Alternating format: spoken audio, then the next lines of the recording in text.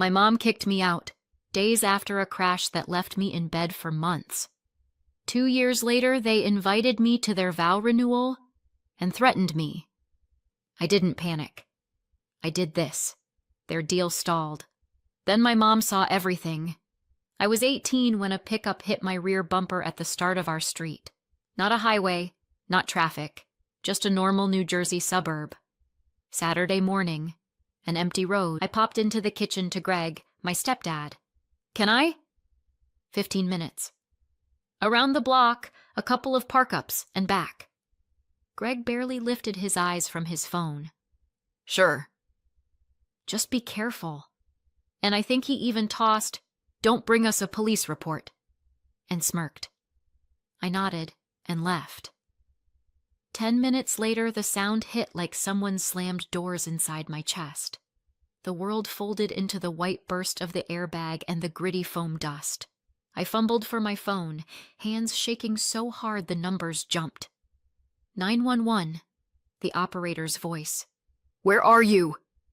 "Any injuries?" Sirens. Then, ER. A plastic wristband.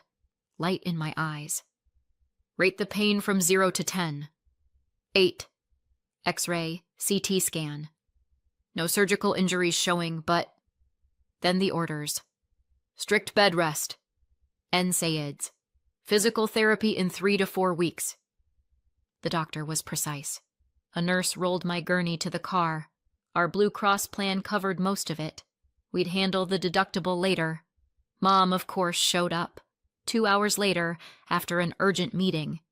She listened carefully, nodded, took everything down in notes. Greg drove us home, put me on the couch, turned on a humidifier, set water and pain meds on the table. "Rest," he said, like that was all that mattered to him. Then came months I remember like someone else's winter. I couldn't really roll over. Every motion was a sheet of pain. For 3 months I barely stood up, only to the bathroom and back, with Mom or Greg under my elbow. We lived in a 1-story house. That should help, right? Even the walk from the living room to the bathroom felt like an expedition. On weekends, the PT showed me how to sit and stand without swimming the room, and how to trust my legs again. Pills shimmered in the organizer. Ibuprofen, muscle relaxants, something stronger at night so I wouldn't wake up every time I turned. The day of the crash, I replayed it like an edit I could fix. I had asked. That kept me afloat. I hadn't broken any rules. I called Mom from the ambulance while a medic locked my neck brace. Greg was home then. He picked me up from the hospital and carried me to the living room like I was small again. The next day, the police came to the house. Forms, the case number, they needed my statement. In front of Mom, I told the officer how I pulled onto an empty street and the truck hit me from behind. He nodded, wrote it down, asked about witnesses. I named the neighbor across the way. She'd been on her porch and saw the lights. I was still scared. For a week I walked the hall with a lump in my throat and my phone in my hand, rereading Mom's "Hang in there" and the faint, "Greg and I are here." A week later, the lump turned to stone. Mom came into the room. No planner now, face I hadn't seen since teenage fights. She stood at the door. He stood just behind her, arms crossed. "We need to talk," Mom said. "Okay," I said, shifting into a position that didn't light me on fire. "Greg says you didn't ask," she said, flat, like a board meeting. "What?" I stared at him. Greg held my eyes calmly, then shrugged. "I was out back." I didn't say anything. "I didn't know. You lied," I breathed. "I went into the kitchen and asked." "You said sure. You even joked. Just no police reports." "Enough." Mom raised her hand. "He would never say that." "Mom, I'm telling the truth." I felt the shake in my voice. "I didn't go to any party. I didn't even leave our neighborhood. I just wanted to practice parallel parking, like you told me to." She shook her head. "The neighbors heard you talking about a party. Greg said you..." She swallowed. Wanted to impress people. Do you understand how you embarrassed me? Embarrassed. The word punched my chest. The car is insured, Mom. I managed. It's covered. It's not about the money, she said.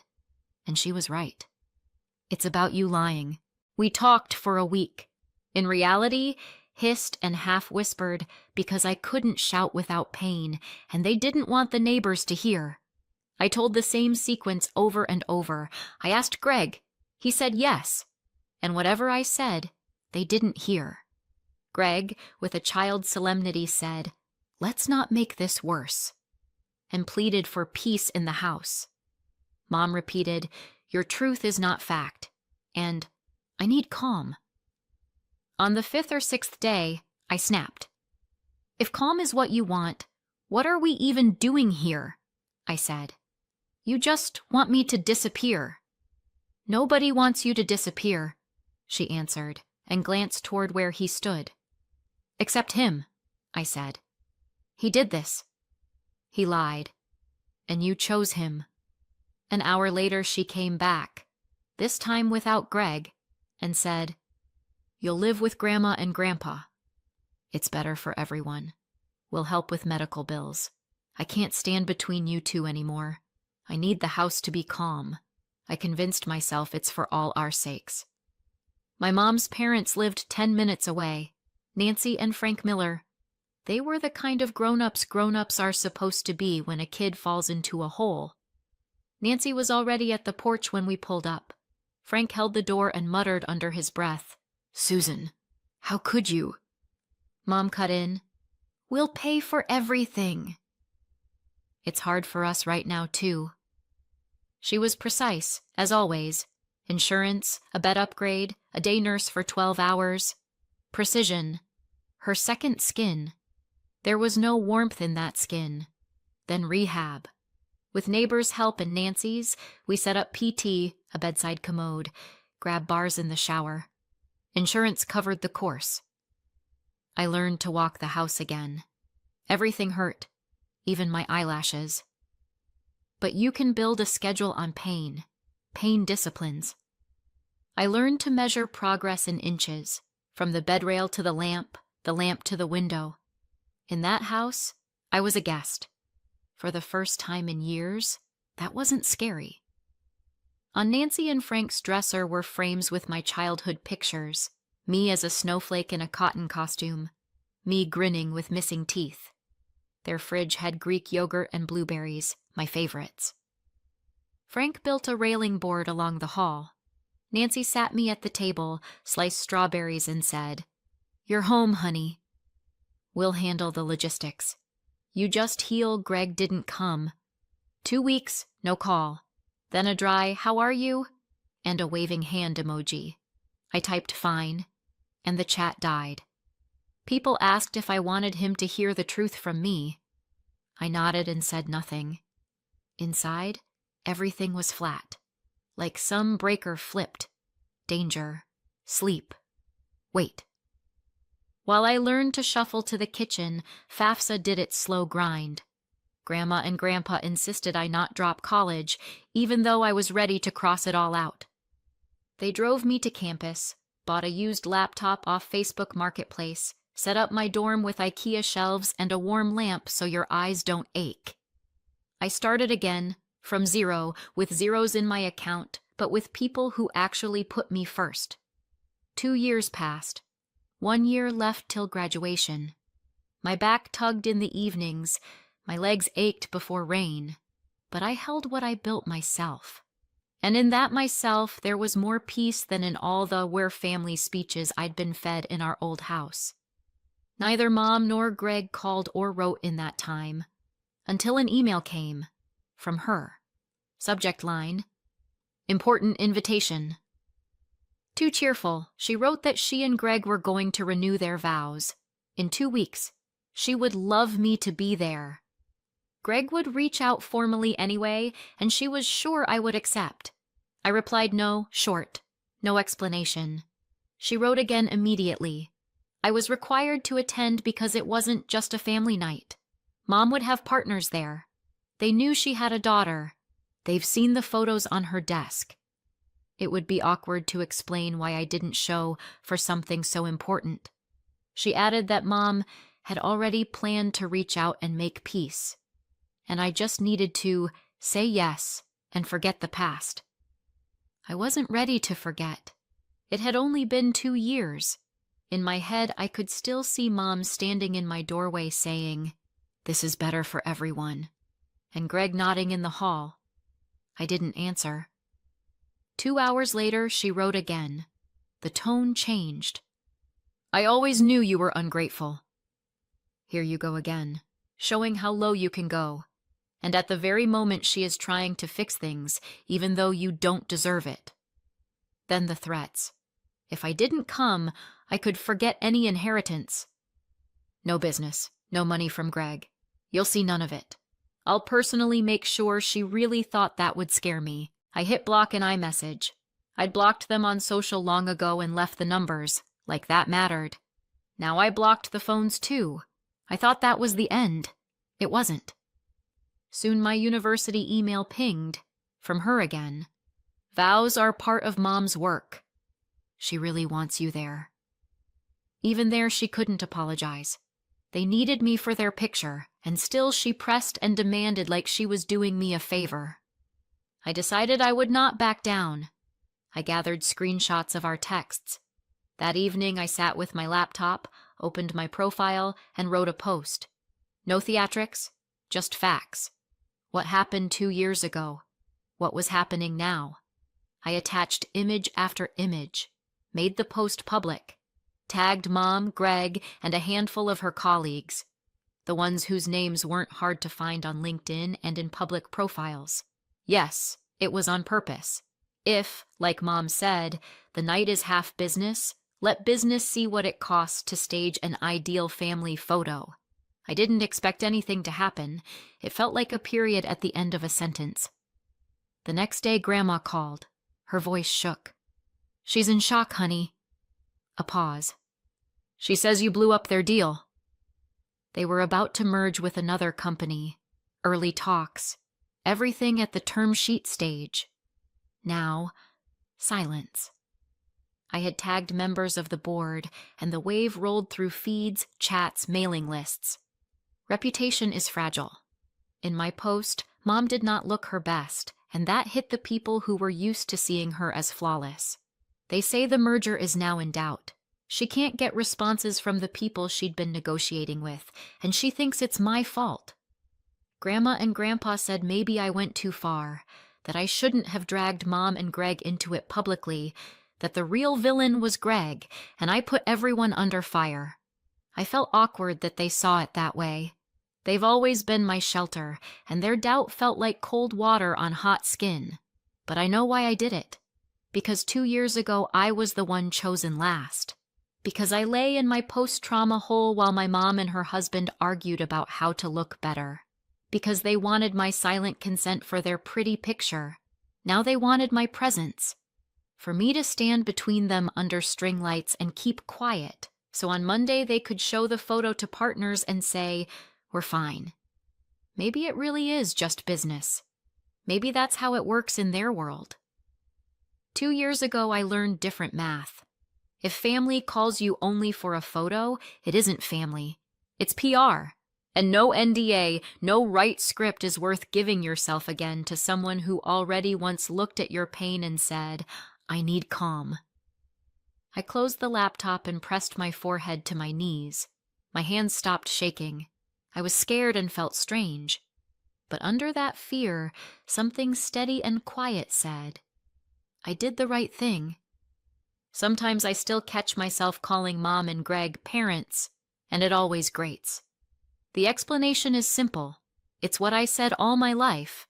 Parents, as a pair of words without any precision. Biologically, Mom. Greg has been around since I was 4. I got used to the shorthand, not to what stood behind it. It means nothing. It certainly doesn't mean the kind of love they like to claim in front of others. After the post, I deleted it and unblocked Mom, not out of fear, but to be able to write to her. Reposts were already rolling through feeds. Tags were shooting into corporate chats and inboxes. Screenshots flew farther than I planned. I didn't apologize. I explained. Wrote what had been looping in my head for 2 years. I didn't know about a potential merger at her company. Didn't know it was a big bet for her team and her role. I didn't want to hit her work.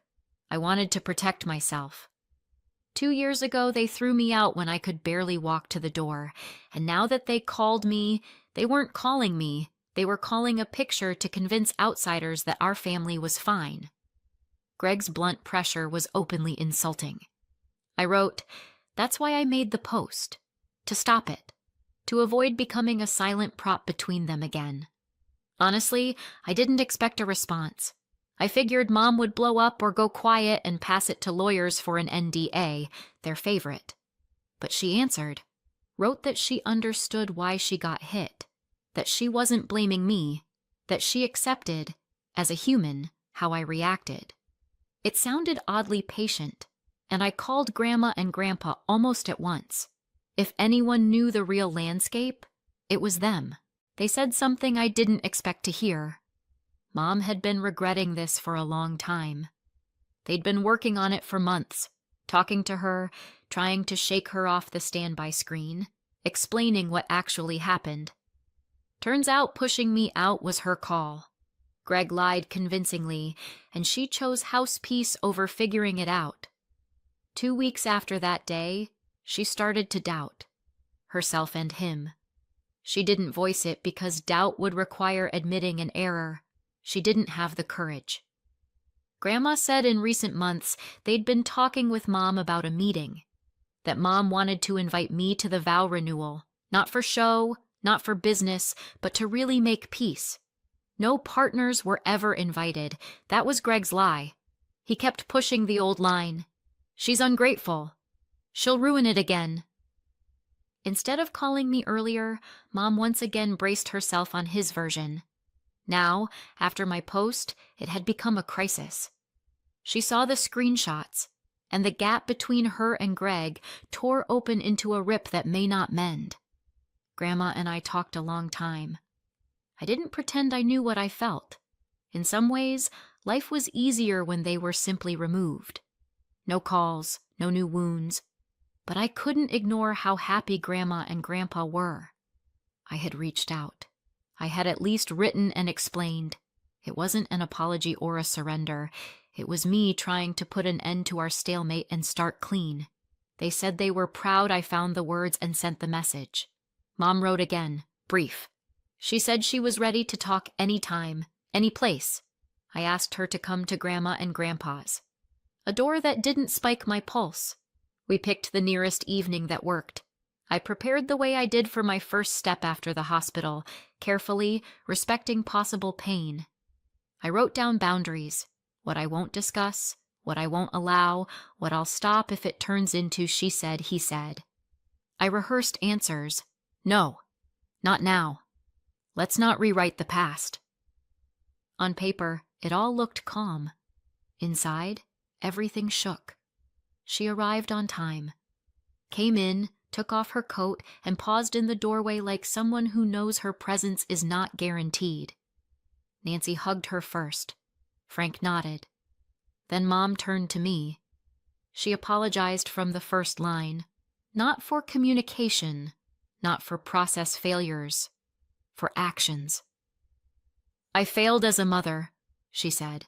I chose the easy version of the truth because I was afraid to face the difficult one. I let Greg speak for me. I didn't come to you when you couldn't stand up. It's inexcusable.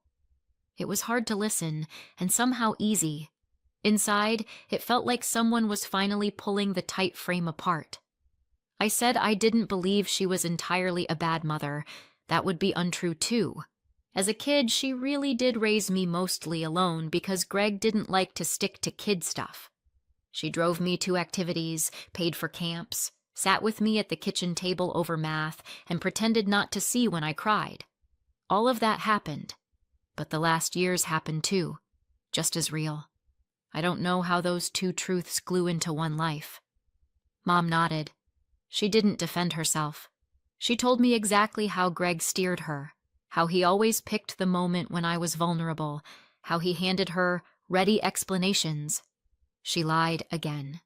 She always does it her way. How he slipped in half-truths easier to accept than verify. She said she wasn't trying to shed responsibility. She made the decisions. She put me at the door. She failed to come later. And now, if I was willing to think about anything at all, she needed my boundary and my rule. If you say no, it will be no. If you say later, it will be later. She didn't expect me to forgive right away or go back to how it was. Before looked pretty in pictures and was bad for me. We were not going back there.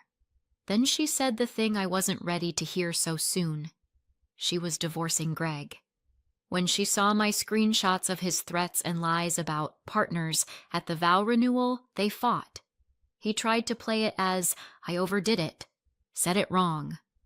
She pressed him to the facts, and he admitted it. 2 years ago, he lied too. He knew I asked permission. He had said yes. He dropped the no police reports joke, then wiped those words away when he realized how to twist them. I can't live with someone who stands next to me while I make choices like that, Mom said. And there was more anger at herself than at him. I didn't make promises. I said I needed time. She nodded, just as she had when a doctor told me, another month of bed rest. We agreed to try talking without third parties, an hour on our laptops, a call without blame. If it goes sideways, we call Grandma and she cuts it off if the tone slips. We won't discuss Greg until Mom finishes the legal process. We won't discuss what if, because it doesn't exist. We will discuss what is. In the hallway, I heard Frank set the kettle down and drop the lid. His little whoops, such a familiar sound, made me feel for a second like the kitchen could heal more than bodies. The next few days, I lived in quiet. For the first time in 2 years, quiet wasn't a punishment. I thought about what I'd written. What would be enough for me to let Mom back in? What I can never do again. First of all, hand myself over to somebody else's picture. We traded a few more messages. Mom wrote that she was ready for therapy together. I thought, and said yes. Sometimes you need a third ear so you don't come apart. We booked next week, a clinic near campus, in network on my plan. Nancy and Frank cheered so hard it was silly and sweet. That's how you do it, honey. Grown up, not Facebook. As for the merger, there's still no answer. Mom thinks they'll likely delay it or quietly cancel. Right now she cares more about this, sorting out her life and building the minimum trust with me again. She said she'd accept any decision I make, even if, a month from now, I need the silent mode again. Your life is not my project, she said. That may have been the most important line of all. That night I pulled a wide envelope from the closet. The one with my hospital discharge papers, PT plans, photos from the months I hate to look at. It hit me that the body I called mine back then isn't mine anymore. It taught me one rule. The people who are there when it's worst are the people who are family. Everything else can change. Last names, addresses, company logos, and that rule stays. I don't know if we'll do well. I don't know how much let's try I still have in me. I only know my boundary is finally visible. To everyone. And to me, if we go forward, it won't be in their house, not under string lights for other people. It'll be in an ordinary therapist's office where instead of a pretty picture, you get a paper tissue and someone says, "Let's say that again." On the day we set therapy, I woke too early, stepped onto Grandma and Grandpa's porch, and realized, for the first time in a long time, I wasn't waiting to be hit. It's a strange feeling, like the short leg on a chair finally got fixed. My phone held no new threats from Greg, and won't, because I've blocked him everywhere. It had a short "see you" from Mom, and then silence. At school, between classes, I ducked into the library, opened a blank doc, and typed, "Am I ready to forgive? Yes, if we have a new coordinate system." Below that, "Am I ready to walk if they break it again?" Also, yes. And I put a period. Sometimes a period is all we need to start a new line. Not a headline, not a manifesto, just a line where there aren't other people's words instead of yours. Where parents isn't a convenient label, but the people who actually do what they're supposed to do.